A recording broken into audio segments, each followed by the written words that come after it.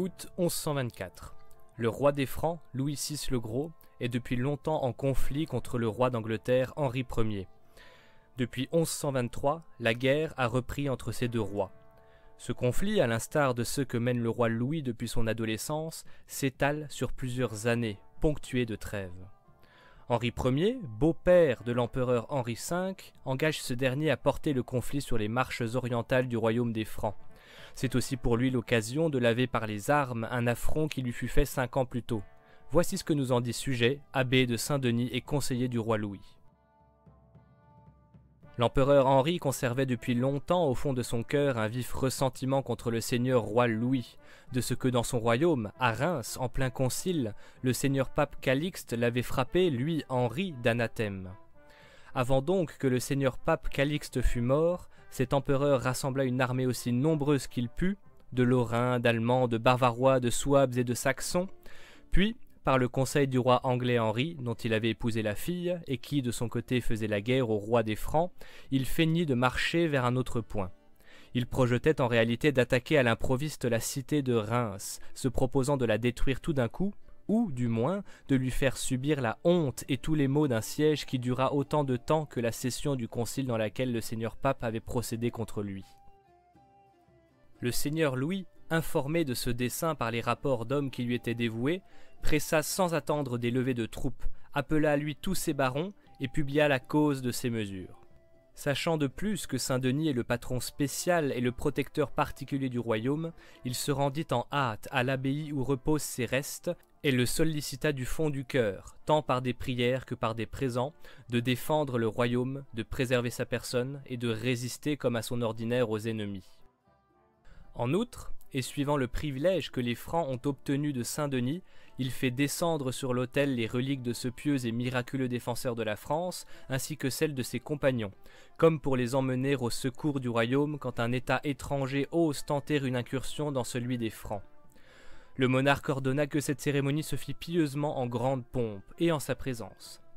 Enfin, il prend sur l'autel la bannière du comté de Vexin, pour lequel ce prince relevait de l'église de Saint-Denis. Il le reçoit, pour ainsi dire, de son seigneur suzerain avec un respectueux dévouement, puis chevaucha avec une petite poignée d'hommes au-devant des ennemis, pour parer aux besoins de ses affaires, et invita tout le royaume à le suivre. La France, donc, avec son ardeur accoutumée, s'indigna de l'audace inaccoutumée des ennemis. Partout elle mit en mouvement l'élite de ses chevaliers, et de toutes parts elle envoya de grandes forces et des hommes qui n'avaient oublié ni l'antique valeur ni les victoires de leurs ancêtres. Quand, de tous les points du royaume, cette puissante armée fut réunie à Reims, il se trouva une si grande quantité de chevaliers et de gens de pied qu'on eût dit des nuées de sauterelles qui couvraient la surface de la terre, non seulement sur les rives des fleuves, mais encore sur les montagnes et dans les plaines. Le roi ayant attendu là une semaine tout entière l'arrivée des Allemands, les grands du royaume se préparaient au combat et disaient entre eux « Marchons hardiment aux ennemis, qu'ils ne rentrent pas dans leur foyer sans avoir été punis, et ne puissent pas dire qu'ils ont eu l'orgueilleuse présomption d'attaquer la France, la maîtresse de la terre. Que leur arrogance obtienne ce qu'elle mérite, non dans notre pays, mais dans le leur, que les Français ont subjugué et qui doit leur rester soumis en vertu du droit de souveraineté qu'ils ont acquis sur lui. Ce qu'ils projetaient d'entreprendre furtivement contre nous, rendons-le leur ouvertement. » Mais l'expérience plus sûre de quelques autres conseillait d'attendre que les ennemis fussent entrés sur notre territoire, de leur couper la retraite et, quand ils ne sauraient plus où fuir, de tomber sur eux, de les culbuter, de les égorger sans miséricorde comme des sarrasins, d'abandonner sans sépulture aux loups et aux corbeaux les corps de ces barbares à leur éternelle ignominie et de légitimer ces actes de rigueur par la nécessité de défendre notre pays.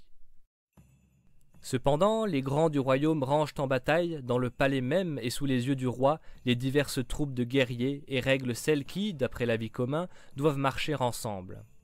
De ceux de Reims et de Châlons, qui sont plus de 60 000, tant fantassins que chevaliers, on forme le premier corps. Les gens de Soissons et de Laon, non moins nombreux, composent le second. Au troisième sont les Orléanais, les Parisiens, ceux d'Étampes et la nombreuse armée du bienheureux Saint-Denis, si dévoués à la couronne. Le roi, plein d'espoir dans l'aide de ce saint protecteur, arrête de se mettre lui-même à la tête de cette troupe. « C'est avec ceux-ci, dit-il, que je combattrai courageusement et sûrement. Outre que j'y serai protégé par le saint Monseigneur, j'y trouve ceux de mes compatriotes qui m'ont élevé avec une amitié particulière et qui, certes, me seconderont vivant ou me rapporteront mort et sauveront mon corps. Le 4e corps serait commandé par Thibaut, le comte du Palais, quoiqu'il fît alors, avec son oncle le roi d'Angleterre, la guerre au seigneur Louis. Il était venu, sur la sommation de la France, avec son autre oncle, le noble Hugues, comte de Troyes. À la 5e bataille, composant l'avant-garde, étaient le duc de Bourgogne et le comte de Nevers. Raoul, comte de Vermandois, renommé pour son courage, était aussi accouru avec une foule d'excellents chevaliers et une troupe nombreuse tirée de Saint-Quentin et de tout le pays d'alentour, et bien armée de haubert et de haume. Il fut destiné à former l'aile droite. Le seigneur Louis approuva que ceux de Ponthieu, Amiens et Beauvais fissent l'aile gauche. On mit à l'arrière-garde le très noble comte de Flandre avec ses 10 000 excellents soldats, dont il eût triplé le nombre s'il eût été prévenu à temps, et près de ceux-ci combattirent Guillaume, duc d'Aquitaine, le comte de Bretagne et le vaillant guerrier Foulques, comte d'Angers. On régla de plus que, partout où l'armée en viendrait aux mains avec les Allemands, des charrettes chargées d'eau et de vin pour les hommes blessés ou épuisés de fatigue seraient placées en cercle comme une espèce de forteresse, pourvu que le terrain s'y prêtât, et que ceux que des blessures ou la lassitude forceraient à quitter le champ de bataille iraient là se rafraîchir, resserrer les bandages de leurs plaies et reprendre des forces pour venir de nouveau disputer la palme de la victoire. Ces dispositions si redoutables et la réunion d'une armée si courageuse furent bientôt publiques. Dès que l'empereur en eut connaissance, feignant, dissimulant, il couvrit sa fuite de quelques prétextes, marcha vers d'autres lieux, et préféra la honte de se retirer lâchement au risque d'exposer son empire et sa personne à la cruelle vengeance des Francs et au danger d'une ruine certaine. À la nouvelle de sa retraite, il ne fallut rien moins que les prières des archevêques, des évêques et des hommes recommandables par leur piété pour engager les Francs à ne pas porter la dévastation dans les états de ce prince et à en épargner les pauvres habitants. Après cette importante et si célèbre victoire, autant et plus grande même que si l'on eût triomphé sur le champ de bataille, les Francs retournèrent chacun chez eux. Le roi, plein de joie et incapable de se montrer ingrat envers les très saints martyrs ses protecteurs, vint humblement dans leur église, rendit d'abord à Dieu et ensuite à eux des grandes actions de grâce, leur restitua pieusement la couronne du roi son père, qui leur appartenait de droit comme celle de tous les rois morts, leur rendit de son propre mouvement les droits de foire qui se percevaient à l'extérieur sur la place, et leur concéda solennellement, par la confirmation d'une charte royale, les droits sur les chemins de toute espèce, sur lesquels furent élevés d'espace en espace des colonnes et des statues de marbre capables, comme autant de colonnes d'Hercule, de résister à tous les ennemis de la France.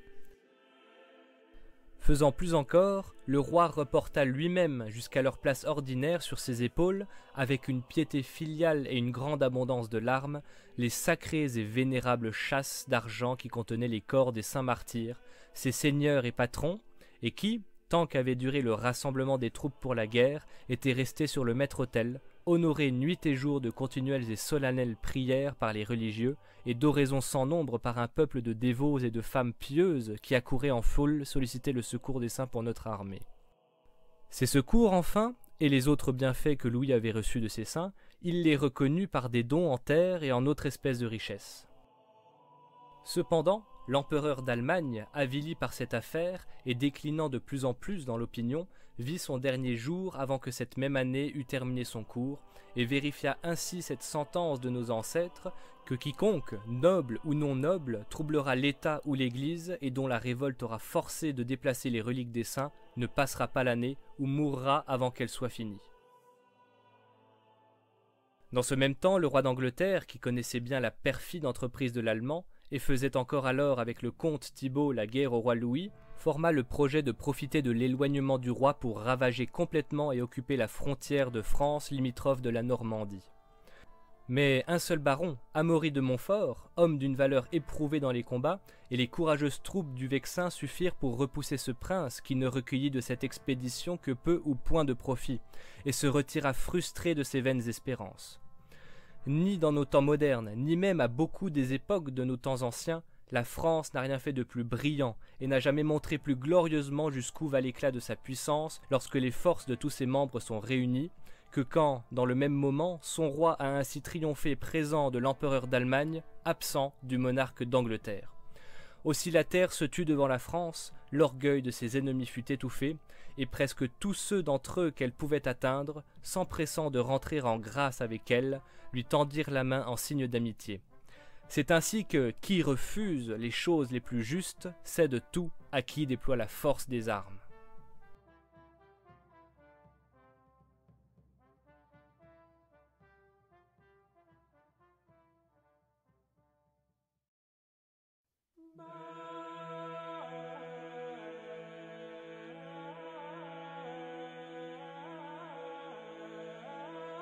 Le récit de cette non-bataille, pour ainsi dire, que nous fait le rénovateur de la basilique de Saint-Denis, est historiquement important non seulement pour le caractère inouï des faits qu'il rapporte, pensez-vous les grands du royaume des Francs conduits par leur roi réunis sous une même bannière, ce qui était encore au XIIe siècle exceptionnel, mais encore parce que ce texte nous a livré pour la première fois la mention de l'oriflamme de Saint-Denis, un étendard qui avait une importance capitale dans les rituels de guerre de la royauté franque et française.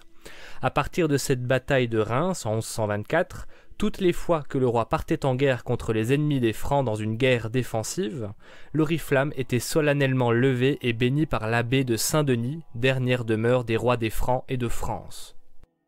Cette abbaye était dès l'époque des rois mérovingiens une abbaye majeure dans le royaume des Francs.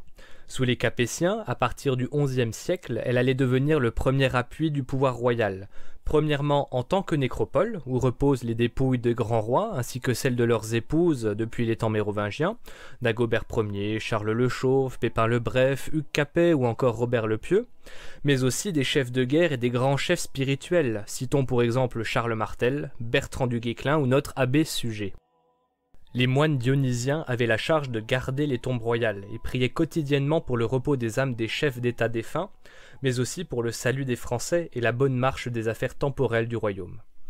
De plus, l'abbaye doit sa renommée à son haut patronage, Saint-Denis, un personnage important de notre histoire qui a vécu au IIIe siècle. Il fut le premier évêque de Paris, à l'époque encore nommé Lutèce. Ce Saint-Denis est reconnu pour avoir été martyrisé à Paris avec ses deux disciples, Éleuthère et Rustique, sur la butte qui porte depuis lors le nom de Mont des Martyrs, Montmartre.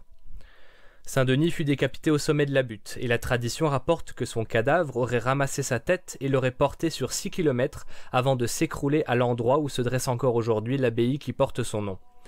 Les liens étroits qu'entretenaient les rois des Francs avec l'abbaye où reposent ses reliques lui valurent d'être reconnu pour patron spécial de la France, que la chevalerie franque ne cessait d'invoquer dans le fameux cri de guerre « Montjoie Saint-Denis ».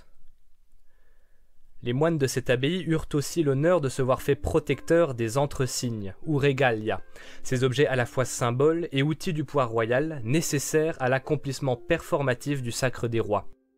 On y trouve pour exemple Joyeuse, l'épée de Charlemagne, les éperons d'or, l'anneau du sacre, des couronnes, la main de justice, des sceptres, des habits et du mobilier liturgique. Et parmi ces entresignes, on comptait également l'oriflamme qui nous intéresse. Lorsque l'oriflamme était absente de l'abbatiale, cela signifiait que le royaume était en guerre. Cet oriflamme qui a connu tant de batailles et si emblématique a écrit une histoire si noble et grave qu'elle en est devenue légendaire. Sa simple mention suffit encore aujourd'hui à laisser rêveur nombre de médiévistes. C'est même ce qui m'a personnellement poussé à vous en parler et à tenter de remettre de l'ordre dans une histoire vieille de 9 siècles.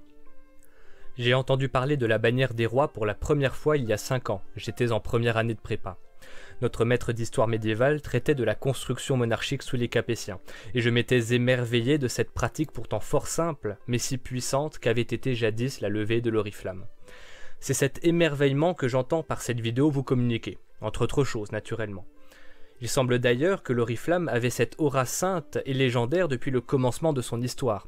Dès le XIIe siècle, la rumeur populaire disait que l'oriflamme était tantôt originellement celle de Charlemagne, de Clovis ou de Dagobert, ancrant la tradition de cette enseigne de guerre dans un lointain haut Moyen-Âge où les fables côtoient la réalité historique sous une même apparence de vérité. L'historien Philippe Contamine a développé la question de ces éléments fabuleux plus en détail dans l'article que je mettrai en description de cette vidéo. Tenons-nous-en pour le moment à l'histoire authentique de l'oriflamme. Si l'on retient aujourd'hui de l'oriflamme qu'elle aura surtout été l'un des emblèmes les plus éminents de la royauté franque et française, la chose n'est pas si évidente au moment où Louis le Gros la fit solennellement lever pour la première fois en 1124, loin de là. Il y a fort à parier que l'enseigne royale n'avait pas à l'origine ni une telle portée ni une telle puissance, mais qu'elle l'acquit par l'action conjointe des rois et des moines de Saint-Denis. En effet, l'abbaye, et plus particulièrement l'abbé Suger, ne sont pas étrangers au progrès de la dynastie capétienne au XIIe siècle. La rédaction de la chronique royale par les moines, le rayonnement culturel de l'abbaye et le rôle primordial que joua l'abbé Suger dans la politique du royaume en tant que principal conseiller de Louis VI et de Louis VII participèrent à la construction de l'édifice monarchique, tant sur le plan idéologique et politique que sur le plan concret et légendaire. L'oriflamme de Saint-Denis était vraisemblablement à l'origine simplement la bannière et l'enseigne ordinaire dont l'abbé et les moines se servaient dans leurs guerres particulières, c'est-à-dire dans celles qu'ils entreprenaient pour retirer leurs biens des mains des usurpateurs ou pour empêcher qu'elles ne leur fussent enlevées. Or, étant des clercs, ils ne pouvaient mener licitement leurs guerres les armes à la main. C'est pourquoi ils avaient abandonné cette charge à leur avoué, qui recevait des mains de l'abbé cette enseigne pour la porter dans les combats et manifester aux ennemis au nom de qui le chef partait en guerre. Ce chef était par tradition, semble-t-il, le comte de Vexin, puisque c'est dans son domaine que se trouvait l'abbaye de Saint-Denis. C'est ainsi, en qualité de défenseurs et de protecteurs des monastères et des églises, que les comtes de Vexin menaient leurs vassaux pour la défense de leurs droits. De sorte que le Vexillum Sancti Dionisii, l'enseigne de Saint-Denis, n'était pas nommé ainsi parce qu'il était conservé à l'abbaye, mais parce qu'il était l'enseigne de l'abbaye. Après que le père de Louis VI le Gros, Philippe Ier, fut devenu comte de Vexin, ainsi que l'écrit l'abbé Suger, c'est au roi des Francs que revint la charge de porter l'oriflamme dans les batailles. Le temps et l'usage firent de cette enseigne non plus la manifestation de l'autorité des abbés de Saint-Denis, mais celle de la puissance royale. L'oriflamme, originellement levé par le roi en qualité de comte de Vexin pour la défense des intérêts de l'abbaye, était devenu le propre des rois de France pour la défense du royaume, combattant sous l'auguste patronage de Saint-Denis leur protecteur. Cette évolution correspond à une manifestation concrète du très haut degré d'union entre la royauté et l'abbaye. Cette transformation se traduit lexicalement par une lente évolution des termes employés pour désigner l'oriflamme. Jusqu'au XIVe siècle, on trouve très majoritairement Vexillum Sancti Dionisii en latin, et en langue d'oïl, l'enseigne Monsieur Saint-Denis, ou la bannière Saint-Denis. Au bas Moyen-Âge, ces expressions laissent progressivement la place à des termes qui rattachent l'enseigne non plus directement à l'abbaye de Saint-Denis, mais au roi et à la France. Oriflamme tout court, Vexillum regale, le drapeau royal, Signum regale, le signe royal, ou bien encore Oriflamme de France. Ainsi, Froissart, ce chroniqueur de la guerre de Cent Ans, parle de la souveraine enseigne du roi de France en parlant de l'oriflamme de Saint-Denis. Comme s'il était évident, dans l'imaginaire des hommes médiévaux, que l'enseigne des rois était absolument unique, qu'il ne pouvait y avoir qu'une seule oriflamme, celle du roi de France. Cette bannière était donc en quelques siècles devenue un des principaux instruments de la royauté très chrétienne de France et l'objet d'une dévotion particulière. C'est ce qu'on peut lire dans le prologue que Raoul de Presles ajouta à sa traduction française de la Cité de Dieu dans la deuxième moitié du XIVe siècle. Et est la bannière vermeille en la remembrance du glorieux martyr ou martyr Monsieur Saint-Denis et de ses compagnons, qui premier apporta la foi en France, pour laquelle il fut martyrisé lui et ses compagnons. Et doit être attaché cette bannière, comme dit-est en une hante dorée, pour avoir toujours vraie recordation et mémoire de cette hante et noble vision de notre foi et de leur glorieuse passion. Et ont tenu vos devanciers qu'elle ne doit point être déployée sans très grande nécessité. Et, qui plus est, que la victoire faite, elle doit être rapportée à grande dévotion et révérence en l'église Monseigneur Saint-Denis s'est rendu sur son autel en remembrance de la victoire ainsi comme fit Charlemagne. Et ces choses, mon très redouté Seigneur, dénotent et démontrent par vraie raison que par ce vous êtes et devez être le seul principal protecteur, champion et défenseur de l'Église, comme ont testé vos devanciers. Et ce tient le Saint-Siège de Rome, qui a accoutumé à écrire à vos devanciers et à vous singulièrement à l'intitulation des lettres aux traits chrétiens des princes.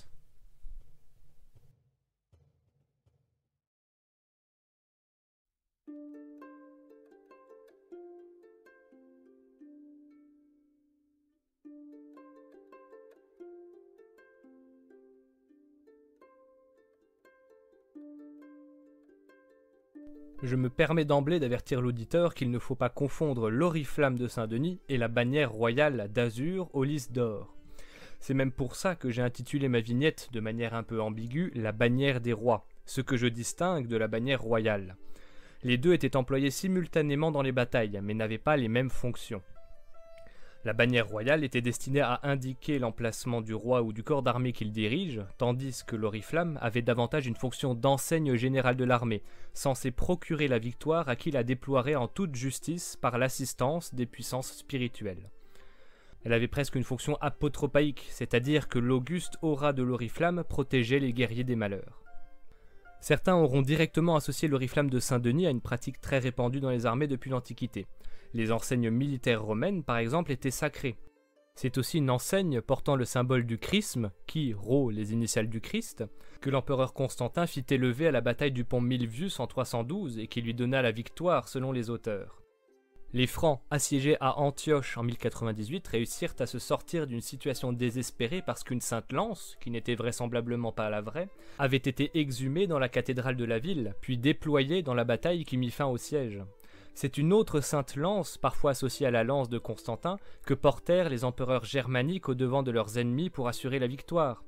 Je citerai enfin un dernier exemple, qui est celui des reliques de la vraie croix qu'emportaient les Templiers avec eux dans les batailles. Nous disposons tout au long du Moyen-Âge central et du bas Moyen-Âge de descriptions et de représentations picturales de cette oriflamme qui semblent révéler que sa forme a évolué avec les siècles. En effet, puisqu'elle était portée en guerre et soumise aux intempéries, il n'y a personne pour penser qu'en plus de 3 siècles, l'usure et le temps ne l'eussent abîmée, occasionnant des reprises et des réparations du tissu.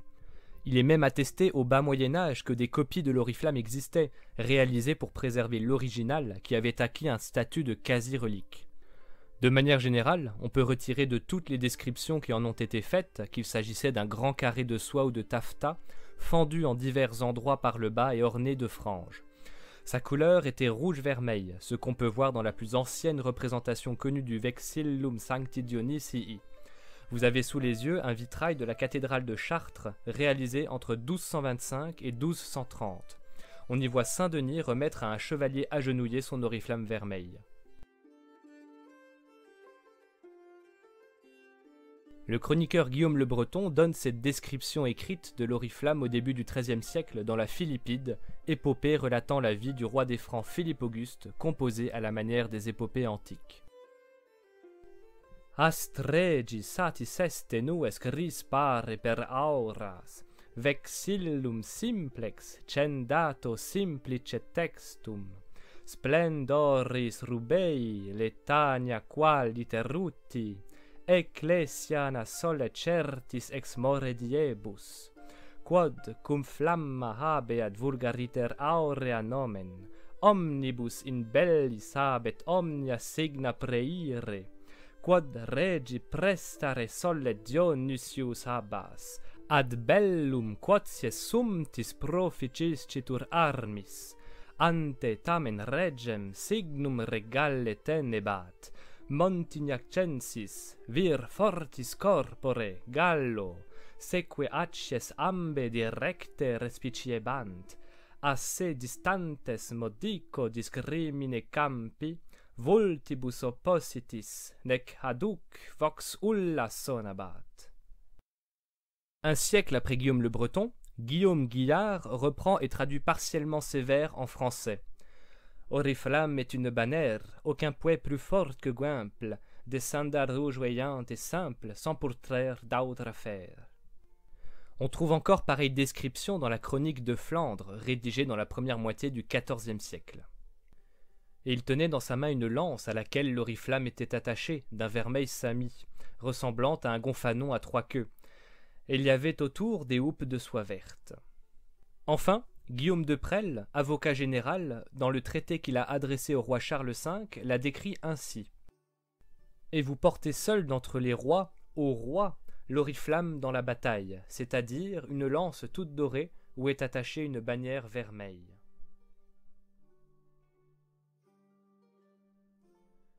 Concernant l'occasion de la levée et l'apparition de la bannière de Saint-Denis, la tradition rapporte que l'oriflamme était portée au devant des armées lorsque le roi engageait une guerre défensive et périlleuse.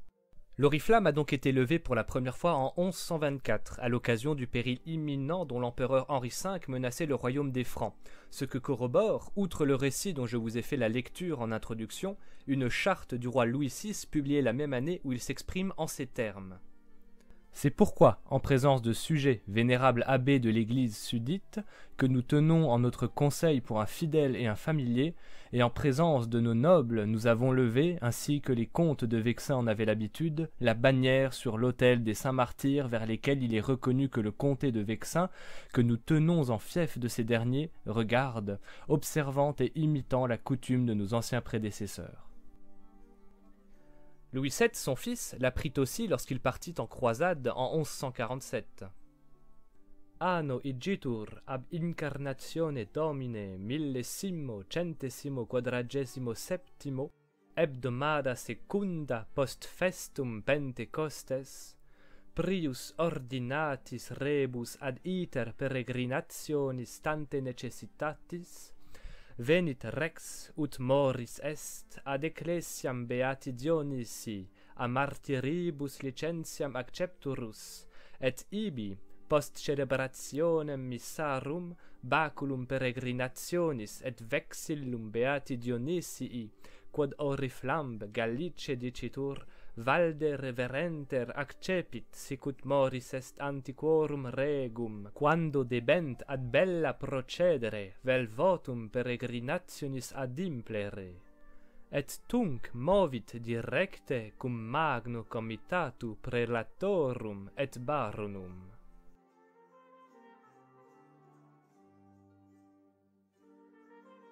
De même, Philippe Auguste réitéra cette noble cérémonie avant de partir en croisade à son tour l'an 1190. Anno Domine millesimo centesimo nonagesimo in festo Sancti Johannis Baptiste Philippus Rex ad ecclesiam beatissimi martyris Dionisii cum maximo comitatu venit causa licentiam accipiendi.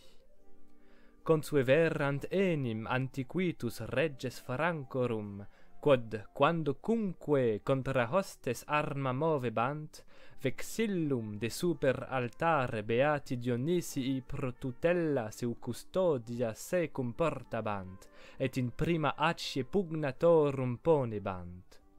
Quam videntes adversarii et cognoscentes territi, multo ciens terga dederunt. Ideo Christianissimus Rex ante corpora sanctorum martyrum Dionisii rustici et eleuterii humiliter super pavimentum marmoreum in oratione prostratur. Deo et beate Virgini Mariae et sanctis martyribus et omnibus sanctis se commendavit. Tandem cum lacrimis aboratione surgens sportam et baculum peregrinationis de manu Guilhelmi remensis archiepiscopi avunculis sui apostolice sedis legati devotissime ibidem accepit. Le même roi fit encore porter symboliquement l'oriflamme de Saint-Denis à la bataille de Bouvines en 1214, ce que nous rapportent deux auteurs contemporains des faits et qui les ont décrits, Rigord et Guillaume le Breton. Voici ce qu'en écrivit Rigord. Victoria itaque ibidem dubiis allis aliquandio circumvolante, cum iam pugna ferventissima spatio trium horarum duravisset, tandem totum pondus belli versum est inferrandum et in suos. Nam et ipse multis confosus vulneribus prostratus in terram captus ductus est, et plurimi de millitibus eius cum eo. Ipse quidem fere ex animis diuturnitate pugnandi, Hugoni de Maroi et Ioanni frateri eius specialiter se redidit. Allii omnes qui in ea parte campi pugnabant, aut interfecti, aut capti, aut turpi fuga francis insequentibus sunt salvati. Inter rea adveniunt legiones communiarum, quae fere usque ad hospitia processerant, et vexillum beati Dionisii, et accurrunt quanto cius ataciem regis, ubi videbant signum regalle, vexillum videlicet floribus lilii distinctum, quod ferrebat die illo Gallo de Montignaco, milles fortissimus, sed non dives. Supervenientes communes specialiter corbeii, ambanienses, belvaci et compendii, atrebate, penetraverunt cuneos militum, et posuerunt se ante ipsum regem.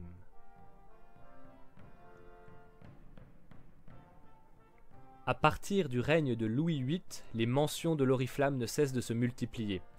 Louis VIII la leva lorsqu'il marcha contre les Albigeois. Son fils, Saint Louis, l'employa pareillement les 2 fois qu'il partit en croisade et lorsqu'il fit la guerre au roi d'Angleterre. Philippe le Hardi la porta également dans la guerre qu'il eut contre le roi Alphonse de Castille, et ainsi pour tant d'autres guerres menées durant cette 2e partie du Moyen-Âge où elle accompagna les soldats du roi dans les grandes batailles de la guerre de 100 ans.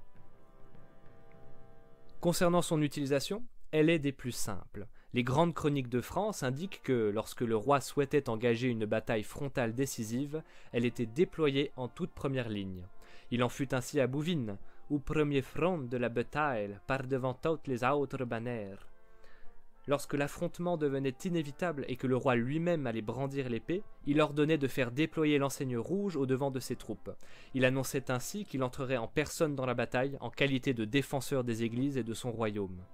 Ainsi, à la bataille de Cassel en 1328, le roi de France Philippe VI prit part à la mêlée, ayant 3 chevaliers à sa droite, 2 autres à sa gauche. Un autre derrière, et devant lui chevauchèrent 2 hommes de sa suite, Jean de Beaumont et Mille de Noyer, qui portaient l'oriflamme. En effet, les rois ne portaient pas eux-mêmes l'oriflamme. Ils avaient institué le port de l'oriflamme comme un honneur spécifique, dont seul un homme noble très bien réputé, d'une grande probité et d'un grand courage était digne. Rappelons que l'oriflamme devait être déployé en toute première ligne. Il fallait donc un chevalier d'un très grand courage et d'une haute valeur militaire pour assumer cette fonction sans défaillir. Bien que la position de porte-oriflamme fût dangereuse à la guerre, les faits montrent que la très grande majorité des hommes qui eurent à s'exposer en première ligne s'en est très bien tirée. Sur les 13 porte-oriflammes recensés au XIVe et XVe siècle, seul un mourut sur le champ de bataille. Il s'agit de Geoffroy de Charny, un des plus éminents théoriciens de la chevalerie au XIVe siècle. Il rendit l'âme lors de la bataille de Poitiers en 1356. La liste des porte-oriflammes a permis de comprendre qu'ils étaient tous des chevaliers issus d'un bon lignage et qu'ils étaient dans l'entourage proche du roi, mais aucun de ces porte-oriflammes n'appartenait à la haute noblesse. Le porte-oriflamme était donc généralement choisi parmi les fidèles du roi, hommes sûrs et très dignes de confiance. Il est d'ailleurs remarquable qu'ils étaient dans leur majorité déjà bien âgés au moment où ils étaient élevés à cette dignité. Beaucoup avaient plus de 50 ans. Puisque dans les premiers siècles de son existence, cette enseigne a accordé la victoire au roi presque toutes les fois qu'ils l'ont déployée, elle gagna au fil du temps une aura quasi magique. Les soldats qui la voyaient devant eux la suivaient impétueusement, sachant que cet assaut serait le dernier. De même, elle suscitait une terreur à la mesure de cet enthousiasme dans les rangs ennemis qui connaissaient la renommée de l'oriflamme, facile à reconnaître dans sa terrible simplicité. Les grandes chroniques de France nous expliquent qu'il est aucune fois advenu, quand leur ennemi la voit, qu'ils étaient si durement épouvantés qu'ils s'enfuyaient mat et confus. Ces témoignages qu'on trouve du côté français se rencontrent également dans les sources laissées par des chroniqueurs étrangers. La plus ancienne en date est la chronique de Gervais de Cantorbéry, écrite à la fin du XIIe siècle ou au début du XIIIe. Au mois de mai 1184, la discorde fut renouvelée entre le roi de France et le comte de Flandre et augmentée à ce point que, à la faveur de la paix qui avait été arrangée entre eux par le roi d'Angleterre, leur malignité paraissait s'être fortifiée. Ils rassemblèrent en effet une multitude de combattants, de façon à s'affronter sans intermédiaire. Cette fois, le roi de France, Philippe, emporta l'enseigne du roi Charles, laquelle, depuis le temps de ce dernier prince jusqu'à nos jours, était en France l'enseigne de mort ou de victoire. Témoignage précieux, puisqu'il est le premier à rattacher expressément l'oriflamme à Charlemagne. En outre, il révèle un aspect de sa portée, au moins pour l'adversaire. Sa couleur rouge signifierait une guerre sans pitié, où la seule alternative possible à la victoire est la mort. Un symbolisme analogue se retrouve dans le récit de Bouvines que Richer de Sénonne introduisit dans sa chronique composée entre 1255 et 1267. Dans cette guerre, le roi emmena avec lui de Paris l'enseigne de Charlemagne, appelée vulgairement Oriflamme, qui, à ce qu'on raconte, depuis le temps dudit Charles, n'avait jamais été exposée pour quelque nécessité que ce fût hors de la chambre du roi. Celui-ci s'adressa d'une voix claire aux siens. « Qui, aujourd'hui, dans ce combat, portera cette enseigne qui est vôtre à l'honneur du royaume de France ?» Le duc de Bourgogne lui répondit « J'ai ici un chevalier bien connu, homme puissant de corps et très expert à la guerre, mais pauvre. Il s'appelle Galon et a engagé toute sa terre contre un seul cheval par désir de ce combat. Si vous voulez confier votre enseigne à quelqu'un, confiez-la lui. » Le roi, l'ayant fait appeler, lui dit en lui offrant l'enseigne « Accepte-la, Galon mon ami. Aujourd'hui, je te commets l'honneur du royaume de France. » Galon lui répondit « Qui suis-je, sire, pour faire de telles choses ?»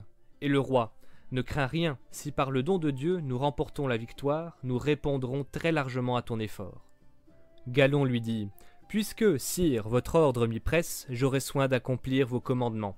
Mais parce que, comme je le vois, cet Oriflamme a soif de sang humain, beaucoup en seront témoins aujourd'hui, avec l'aide de Dieu, je l'abreuverai du sang des ennemis. » Le comte Ferrand voulant paraître plus audacieux que les autres, il prit son écu et pressa des éperons son cheval, dont la course le sépara des siens et lui fit atteindre l'ennemi. À sa vue, le chevalier Galon, qui portait l'oriflamme du roi de France, vint à sa rencontre en un mouvement très courageux. De son enseigne baissée, il lui transperça le dos, de sorte qu'en ressortant de l'autre côté, elle apparut toute sanglante. Il le jeta à bas de son cheval et tira à lui l'oriflamme, et ainsi qu'il l'avait prédit, il abreuva l'oriflamme de sang, ce que par la suite il fit souvent. Le dialogue est assurément fictif, le récit embelli. Galon de Montigny, notre chevalier, n'avait pas reçu la charge de porte-oriflamme, mais celle de porte-étendard du roi, c'est-à-dire la bannière aux fleurs de lys, non l'étendard rouge des abbés de Saint-Denis. Cette confusion entre l'étendard royal et l'oriflamme est courante dans les chroniques postérieures au Moyen-Âge central. Mais malgré ces confusions, le témoignage laissé par Richer de Sénonne n'en est pas moins éclairant sur la renommée de l'oriflamme en dehors du royaume de France.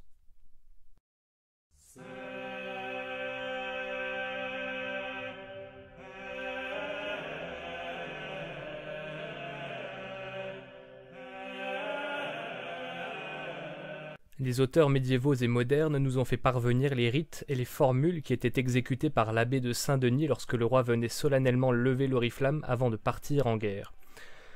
Le rituel de bénédiction commençait généralement aux aurores. Le roi était attendu près de l'abbaye par les moines, qui entonnaient une hymne avant de rentrer en procession à l'intérieur de l'abbaye.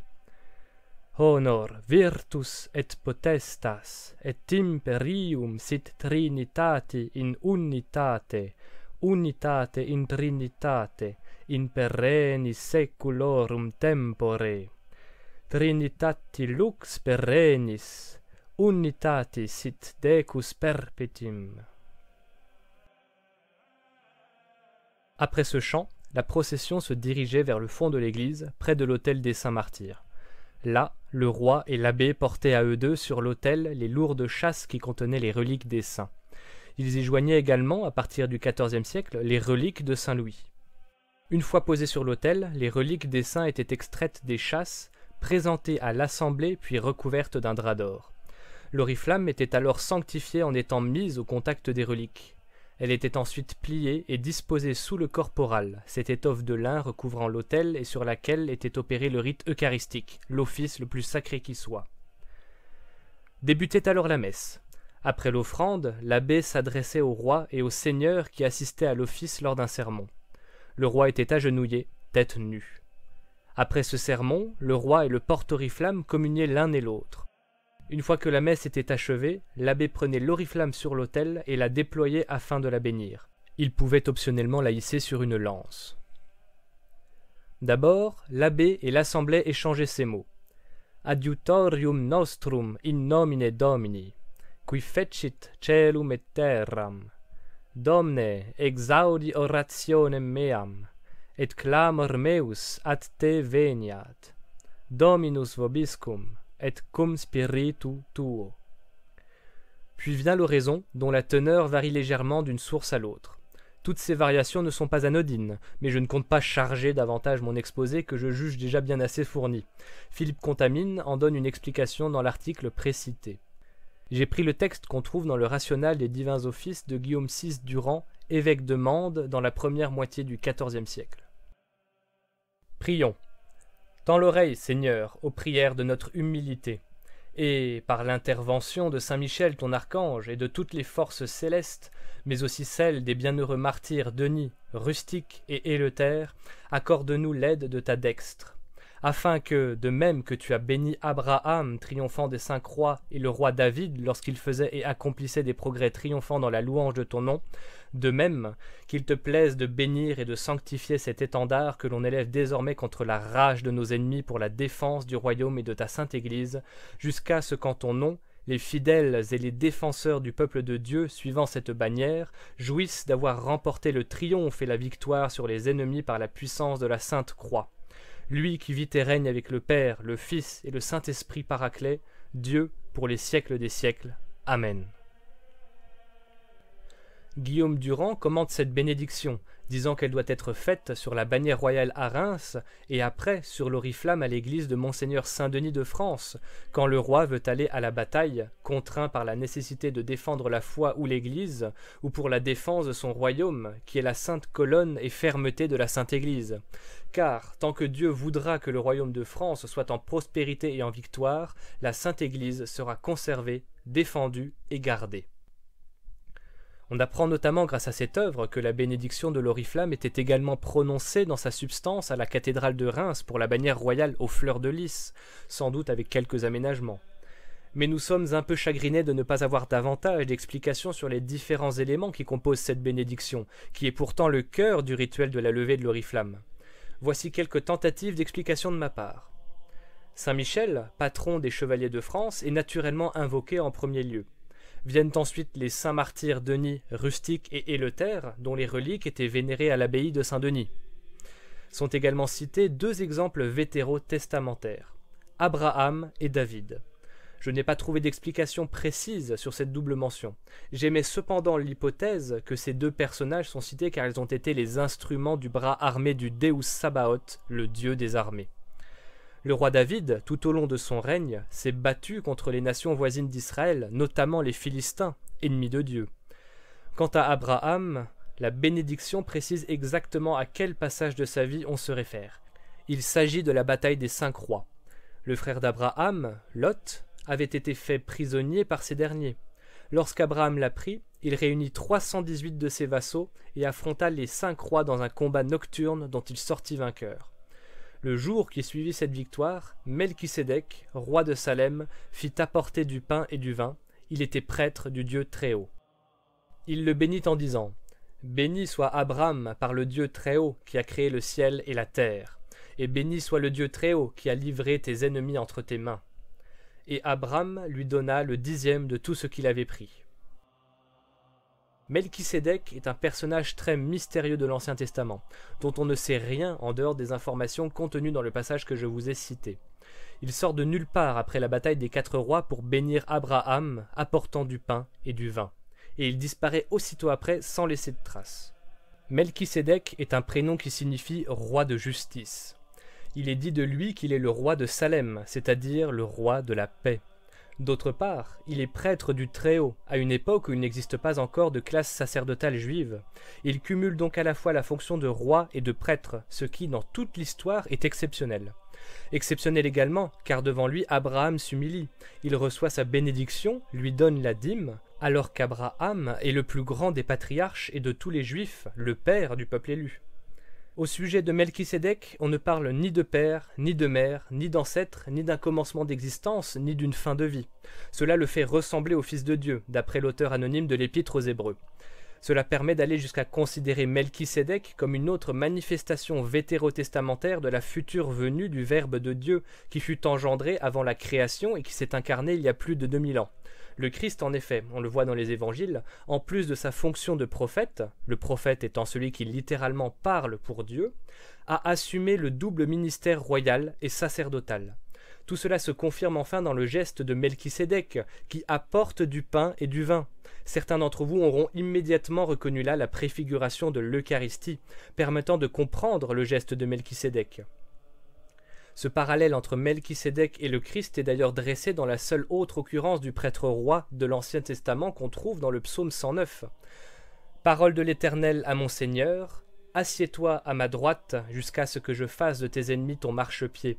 Ton peuple est plein d'ardeur quand tu rassembles ton armée. Avec des ornements sacrés du sein de l'aurore, ta jeunesse vient à toi comme une rosée. L'Éternel étendra de Sion le sceptre de ta puissance. Domine au milieu de tes ennemis. L'Éternel l'a juré, et il ne s'en repentira point. Tu es le sacrificateur pour toujours, à la manière de Melchisédek.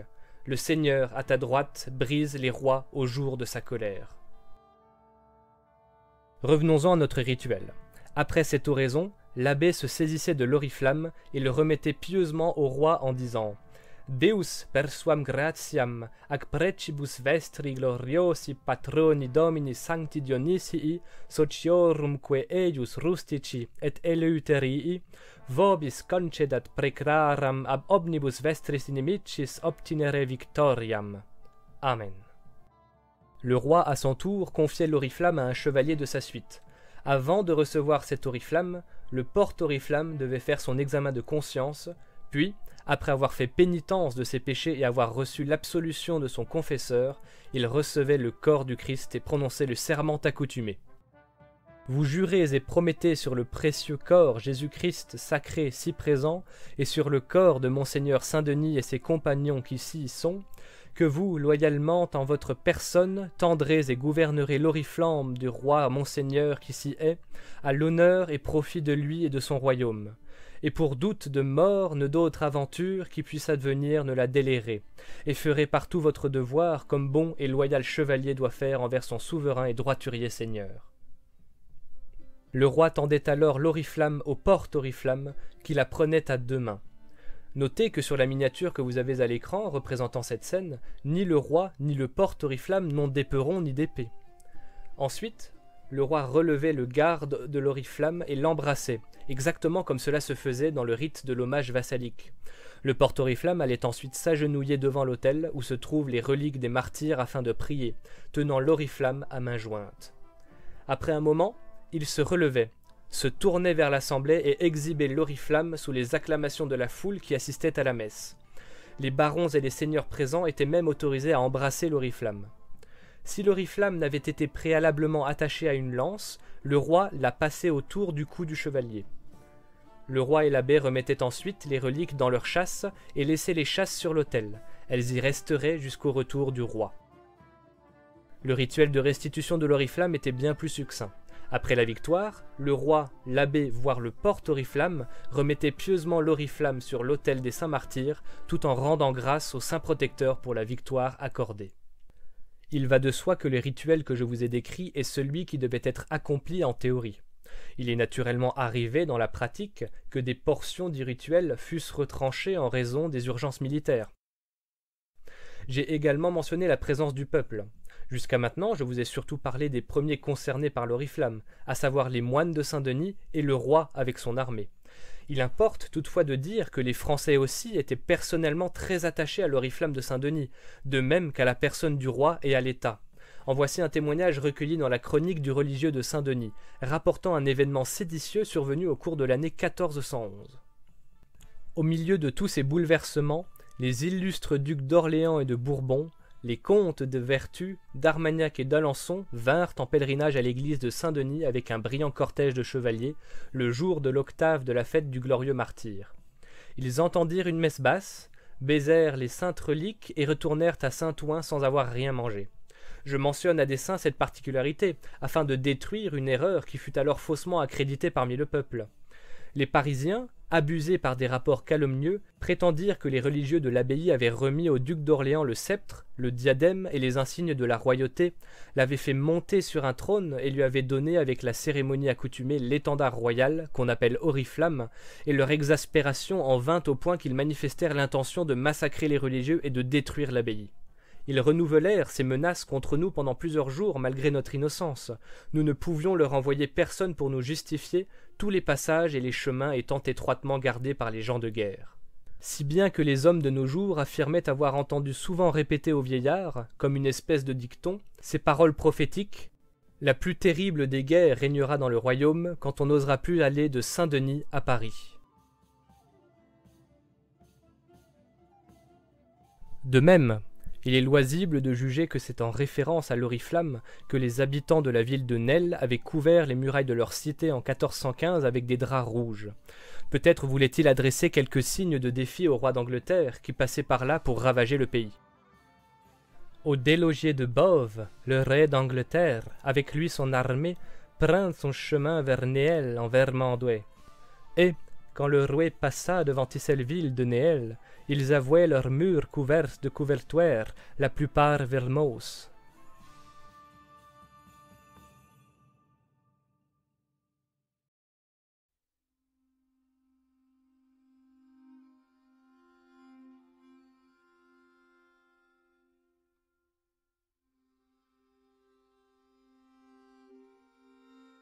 J'espère vous avoir montré ce qu'un simple étendard peut représenter pour un peuple tout entier, pour un groupe d'individus issus de la même terre et partageant le même sang. Comment des objets prosaïques peuvent devenir des objets de dévotion aussi puissants que le fut l'oriflamme dans notre long Moyen-Âge. Et pourtant, quelle que fût sa vitalité, elle ne put résister aux assauts de l'histoire. Étroitement associée au règne de Charles VI, elle subit directement le contre-coup des malheurs qui vinrent frapper la France du roi fou. L'occupation de Saint-Denis dégrisa les esprits, désacralisa l'antique bannière. Son caractère unique, singulier, l'empêchait d'ailleurs de devenir l'emblème national, alors qu'il était possible de multiplier les représentations des fleurs de lys, de répandre à profusion la croix blanche de Saint-Michel sur les livrées des gens de guerre, de l'inscrire sur les étendards royaux. Cette prolifération était, par définition, interdite à l'oriflamme. En sorte que cette enseigne mystérieuse, qu'on ne déployait qu'exceptionnellement, et qui, par sa terrible simplicité, se prêtait mal à servir comme motif de décoration, n'aurait pu sans doute devenir le drapeau de la France, même sans les événements qui suivirent la mort de Charles VI. Enfin, s'il n'est pas douteux que le renom de l'oriflamme souffrit du fait qu'à partir des années 1420, la monarchie des Valois se tint géographiquement éloignée de Saint-Denis, il n'en demeure pas moins que la vieille abbaye royale sut préserver une partie de son rôle. Non seulement elle demeura la nécropole des souverains, mais encore, en plein XVIe siècle, ceux-ci conservèrent la pieuse coutume de visiter Saint-Denis avant leurs expéditions militaires, pour demander leur congé aux saints martyrs et obtenir leur protection. La cérémonie subsista, mais privée cette fois de ce qui en avait été longtemps le cœur, la levée de l'oriflamme. C'est en 1465 que l'oriflamme fut solennellement levée pour la dernière fois par le roi Louis XI à l'occasion de la guerre du bien public. Il ne l'emporta toutefois pas avec lui. Elle resta dès lors dans l'abbatiale où peu se souviendraient de son antiquité. L'enseigne des rois disparut définitivement au cours du XVIIIe siècle. Nul ne sait ce qui est advenu de l'oriflamme. Sans doute s'est-elle définitivement évanouie avec le chant des abbés de Saint-Denis. L'histoire de l'oriflamme de Saint-Denis est consommée. De relique d'un temps passé, la bannière des rois s'est muée en artefact d'un temps perdu.